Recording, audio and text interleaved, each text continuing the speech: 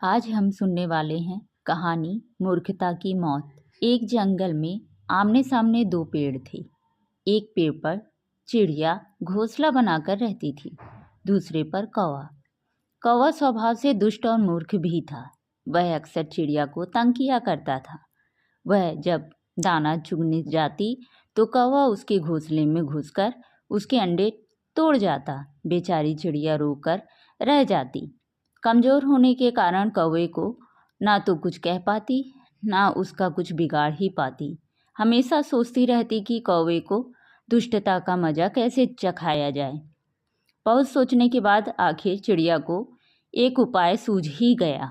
उसने कौवे के साथ मित्रता करने का निश्चय किया। एक शाम जब कौवा अपने पेड़ पर बैठा काँव काँव कर रहा था, चिड़िया आकर उसके सामने बैठ गई।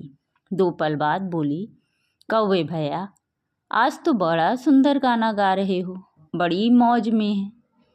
क्या बात है, कोई खास बात तो नहीं? बस यूं ही मौज आ गई और गाने लगा। कौवे ने प्रशंसा से फूल कर कहा। इसी प्रकार जब रोज चिड़िया कौवे की झूठी प्रशंसा कर देती, वह फूल कर कुप्पा हो जाता। इस बातचीत का यह नतीजा भी निकला कि अब कौवे ने चिड़िया को सताना, उसके अंडे तोड़ना बंद कर दिया।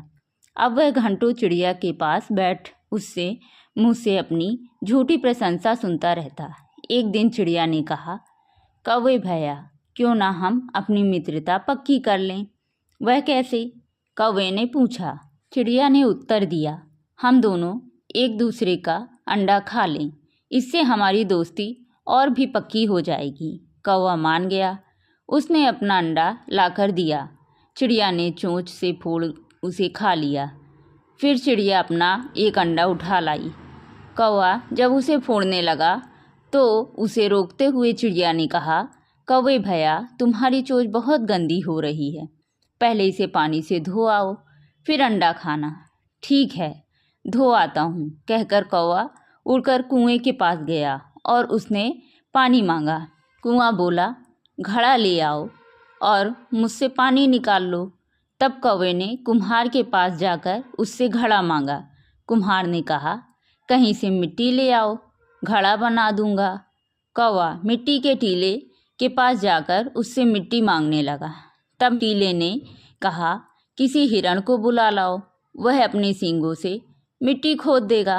कौवे ने हिरण के पास पहुँच उससे सहायता मांगी। वह बोला, तुम जानते ही हो कि मेरा स्वभाव बहुत चंचल है, एक जगह खड़ा नहीं रह सकता। कोई कुत्ता ले आओ, वह मेरे पैर पकड़े रखेगा और मैं सींगों से मिट्टी खोद दूंगा। सुनकर कौवा बड़ा हैरान परेशान हो उठा।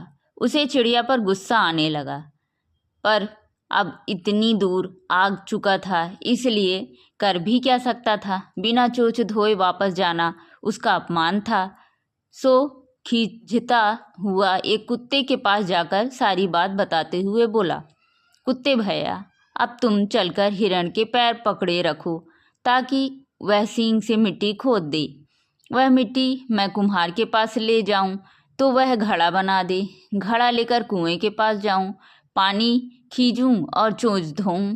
उसकी कहानी सुनकर कुत्ते ने कहा, मैं बहुत कमज़ोर हूँ, चल नहीं सकता, पहले दूध पिलाकर मेरी कमजोरी दूर करो, तब मैं जाकर हिरण के पैर पकड़ रखूँगा, वह सींगों से मिट्टी खोद देगा। सुनकर कौवा दूध लेने गाय के पास पहुँचा। उसे सारी बात बताई और सहायता करने को कहा। गाय बोली, पहले मुझे घास खिला दो, फिर मेरा दूध ले जाना। कौवा खींचता हुआ घास के पास पहुँचा तो उसने कहा, लोहार के पास से खुरपी ले आओ, मुझे काट कर ले जाओ।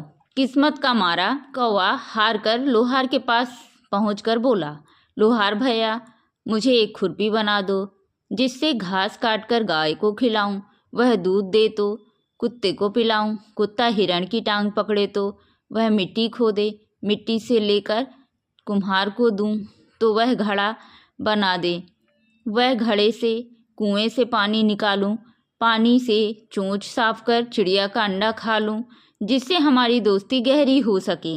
सारी बात सुनकर लोहार ने पूछा, लाल खुरपी लोगे या काली? कौवे ने कहा, लाल खुरपी ही लूँगा। लोहार ने खुरपी आग में डाल दी। वह लाल होने लगी। जब लाल हो गई, कौवे ने पूछा, अब इसे ले कैसे जाओगे? अपनी चोंच से बांधकर। उसकी बात सुनकर लोहार हंसा। फिर उसने जलते अंगारों से खुरपी निकालकर कौवे की चोंच में बांध दी। जलती खुरपी बांधने से कौवा तड़प कर मर गया। उसकी ओर देखकर लोहार ने कहा, समझदार चिड़िया ने दुष्ट और मूर्ख को मजा चखाने का कितना बढ़िया उपाय खोज निकाला। मूर्खता की मौत ऐसे ही होती है। उसने मरे कौवे को उठाकर बाहर फेंकवा दिया। अब पेड़ पर चिड़िया चैन से रहने लगी।